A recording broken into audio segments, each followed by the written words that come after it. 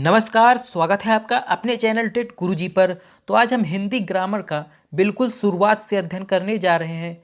तो आइए सबसे पहले देखते हैं भाषा। भाषा शब्द की उत्पत्ति संस्कृत की भाष धातु से हुई है, जिसका अर्थ होता है बोलना या कहना। तो यहाँ पे इंपॉर्टेंट क्या है, भाषा शब्द की उत्पत्ति जो है संस्कृत की भाष धातु से हुई है।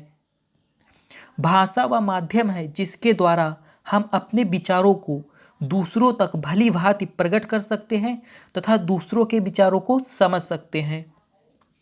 ध्वनि भाषा की सबसे छोटी इकाई होती है, इसे वर्ण भी कहते हैं। तो यहाँ पे इंपॉर्टेंट क्या है, भाषा की सबसे छोटी इकाई ध्वनि होती है, इसे वर्ण भी कहते हैं। शब्द वर्णों के मेल से जिस सार्थक वर्ण समूह या ध्वनि समूह का निर्माण होता है उसे शब्द कहते हैं। जैसे तीन वर्ण का मा और ला, ये तीन वर्ण मिलकर क्या बनाएंगे, एक शब्द बनाएंगे, और कई सारे शब्द मिलकर एक वाक्य का निर्माण करते हैं। हिंदी का विकास 1000 ईस्वी के आसपास अपभ्रंश से हुआ। हिंदी का विकास जो है ये अपभ्रंश से हुआ है। हिंदी विकास का क्रम देखते हैं तो सबसे पहले संस्कृत, संस्कृत से पाली, पाली से प्राकृत और प्राकृत अपभ्रंश, अपभ्रंश से हिंदी भाषा का विकास हुआ। तो संस्कृत, पाली, प्राकृत, अपभ्रंश और अपभ्रंश से हिंदी भाषा का विकास हुआ। देवनागरी लिपि का विकास जो है ब्राह्मी लिपि से हुआ है। देवनागरी लिपि का विकास ब्राह्मी लिपि से हुआ है। हिंदी संस्कृत, हिंदी संस्कृत मराठी नेपाली भाषा को लिखने में देवनागरी लिपि का प्रयोग किया जाता है। तो एग्जाम में पूछा जाता है संस्कृत भाषा की लिपि कौन सी है, मराठी भाषा की लिपि कौन सी है। तो हिंदी, संस्कृत, मराठी और नेपाली इन भाषाओं की लिपि जो है ये देवनागरी है। आगे देखते हैं कुछ महत्वपूर्ण प्रश्न। हिंदी दिवस 14 सितंबर को मनाया जाता है। हिंदी भारत के 10 राज्यों की राजकीय भाषा है। अनुच्छेद 343 में हिंदी को राजभाषा माना गया। हिंदी के अंतर्गत 5 उपभाषाएं एवं 18 बोलियां आती हैं। 5 उपभाषाएं कौन कौन सी हैं? पूर्वी हिंदी, पश्चिमी हिंदी, बिहारी हिंदी, पहाड़ी हिंदी और राजस्थानी हिंदी। हिंदी वर्णमाला देखते हैं तो हिंदी वर्णमाला में उच्चारण के आधार पर 45 वर्ण, 10 स्वर और 35 व्यंजन होते हैं तथा लेखन के आधार पर 52 वर्ण, 13 स्वर और 35 व्यंजन तथा 4 संयुक्त व्यंजन होते हैं। स्वर क्या है? तो स्वर उन वर्णों को कहते हैं जिनका उच्चारण स्वतंत्र रूप से होता है। जिनका उच्चारण स्वतंत्र रूप से होता है उसे स्वर कहते हैं। स्वर 2 प्रकार के होते हैं, ह्रस्व स्वर और दीर्घ स्वर। स्वर जो है मुख्यतः 2 प्रकार के होते हैं, ह्रस्व स्वर और दीर्घ स्वर। आइए जानते हैं ह्रस्व स्वर क्या है। ह्रस्व स्वर जिनके उच्चारण में कम समय लगता है उसे ह्रस्व स्वर कहते हैं। जैसे अ, ई, उ, तो इनके उच्चारण में कम समय लग रहा है इसलिए क्या बोला जाता है, इसे ह्रस्व स्वर बोला जाता है। आइए जानते हैं दीर्घ स्वर के बारे में। जिनके उच्चारण में अधिक समय लगता है उसे दीर्घ स्वर कहते हैं। जैसे बड़ा अ, बड़ी ई, बड़ऊ, तो इनके उच्चारण में क्या हुआ, अधिक समय लग रहा है इसलिए क्या बोला जाता है, इसे दीर्घ स्वर बोला जाता है। आइए जानते हैं व्यंजन के बारे में। जिसका उच्चारण स्वर की सहायता से होता है उसे व्यंजन कहते हैं। प्रत्येक व्यंजन के उच्चारण में आध्वनि छुपी होती है। तो व्यंजन क्या है, जिसका उच्चारण स्वर की सहायता से होता है।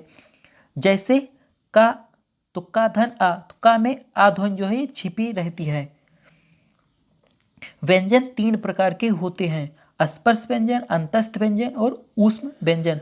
अंतस्थ व्यंजन जो होते हैं 4 होते हैं, ऊष्म व्यंजन भी 4 होते हैं। आइए सबसे पहले जानते हैं स्पर्श व्यंजन के बारे में। तो स्पर्श व्यंजन जिन वर्णों के उच्चारण में कंठ, तालु, मूर्धा, दंत तथा ओष्ठ का प्रयोग होता है उसे स्पर्श व्यंजन कहते हैं। आइए जानते हैं इनके द्वारा किन सब वर्णों का उच्चारण होता है।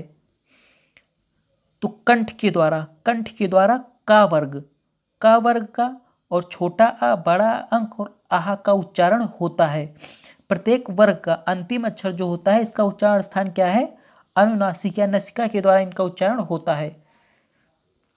अगला क्वेश्चन देखते हैं तालु। तो चा वर्ग जो होता है तथा छोटी, बड़ी या और सा, इनका उच्चारण स्थान क्या है, तालु। ये इनका उच्चारण जो है तालु के द्वारा होता है। आगे बढ़ते हैं मूर्धा। तो मूर्धा के द्वारा टा वर्ग तथा री और खष्टी सा का उच्चारण जो है मूर्धा के द्वारा होता है। आगे बढ़ते हैं दंत, ता वर्ग, ता वर्ग और ला और सा, इनका जो उच्चारण है ये दंत के द्वारा होता है। आगे देखते हैं ओष्ठ, तो पा वर्ग जो होता है इसके अलावा छोटा ऊ और बड़ा ऊ, इनका उच्चारण स्थान जो है ये ओष्ठ होता है। कंठ और तालु के द्वारा ए और ऐ का उच्चारण होता है। कंठ और तालु के द्वारा ए और ऐ का उच्चारण होता है। कंठ और ओष्ठ के द्वारा ओ और औ का उच्चारण होता है। कंठ और ओष्ठ दोनों मिलकर ओ और औ का उच्चारण होता है। इसके अलावा दंत और ओष्ठ से व का उच्चारण होता है। एग्जाम में ऐसे ही क्वेश्चन पूछे जाते हैं। इस तरह के क्वेश्चन एग्जाम में काफ़ी कम पूछे जाते हैं। यहाँ से क्वेश्चन एग्जाम में अक्सर बनते हैं। यहाँ से लास्ट से जो है इन टॉपिकों से क्वेश्चन बनते हैं। आगे देखते हैं नसिका, तो नसिका जो है अंक, अड़ा, इया, अड़ा और ना, इनका उच्चारण जो है नसिका के द्वारा होता है। आइए जानते हैं अंतस्थ व्यंजन। तो अंतस्थ व्यंजन 4 होते हैं, या, रा, ला, वा। इनको अंतस्थ कहते हैं क्योंकि उच्चारण जो है अंदर से, अंदर की ओर से होता है, इसलिए इन्हें अंतस्थ व्यंजन बोला जाता है। ऊष्म व्यंजन क्या है, तो सा, खष्टी सा और हा, इसको हम ऊष्म व्यंजन बोला जाता है। संयुक्त व्यंजन भी 4 होते हैं, छ, त्रंग, ज्ञ और स्रा, ये 4 संयुक्त व्यंजन होते हैं। संयुक्त व्यंजन बनते कैसे हैं, तो छ जो है ये आधा का और खष्टी सा से बनता है। त्र जो है ये आधा ता और रा से बनता है। इसी तरह ज्ञ आधा जा और या से बनता है, और स्रा जो है इस आधा सा और रा से मिलकर बनता है। आइए आगे देखते हैं अयोगवाह व्यंजन। तो अंक जो है इसे अनुस्वर बोला जाता है और आहा इसे विसर्ग बोला जाता है। तो अयोगवाह व्यंजन जो है ये 2 होते हैं, अंक और आहा। तो अंक को क्या बोला जाता है, अनुस्वर, और आहा को विसर्ग। मिश्र वर्ण, स्रा को मिश्र वर्ण बोला जाता है। आइए जानते हैं संपूर्ण व्यंजन को हम 2 भागों में बांटते हैं। संपूर्ण व्यंजन को 2 भागों में बांटते हैं। नंबर 1 अल्पप्राण, नंबर 2 महाप्राण। तो अल्पप्राण क्या होता है, जिन वर्णों का उच्चारण करते समय मुख से निकलने वाले श्वास की मात्रा कम होती है उसे अल्पप्राण कहते हैं। प्रत्येक वर्ग का पहला, तीसरा और पांचवा व्यंजन जो है ये अल्पप्राण होता है। तो आइए एग्जाम्पल से समझते हैं। प्रत्येक वर्ग का पहला, तीसरा और पांचवा व्यंजन जो है ये अल्पप्राण होता है। तो यहाँ पे का, गा और अंगा ये क्या है, अल्पप्राण है, और खा और घा ये क्या है, ये महाप्राण है। तो याद कैसे करेंगे, प्रत्येक वर्ग का पहला, तीसरा और पांचवा व्यंजन जो है ये अल्पप्राण होता है। आइए जानते हैं महाप्राण के बारे में। तो जिन वर्णों का उच्चारण करते समय मुख से निकलने वाले श्वास की मात्रा अधिक होती है उसे महाप्राण कहते हैं। श्वास की मात्रा अधिक होती है इसलिए इसे क्या बोला जाता है, महाप्राण। तो यह प्रत्येक वर्ग का दूसरा और चौथा व्यंजन जो है ये महाप्राण होता है। आइए इसे एग्जाम्पल से समझते हैं। तो यहाँ पे खा और घा ये क्या है, महाप्राण है। क्यों इसे महाप्राण बोला जाता है, क्योंकि उनका उच्चारण करते समय मुख से निकलने वाले श्वास की मात्रा अधिक होती है। और पहला, तीसरा और पांचवा व्यंजन जो है ये अल्पप्राण होता है।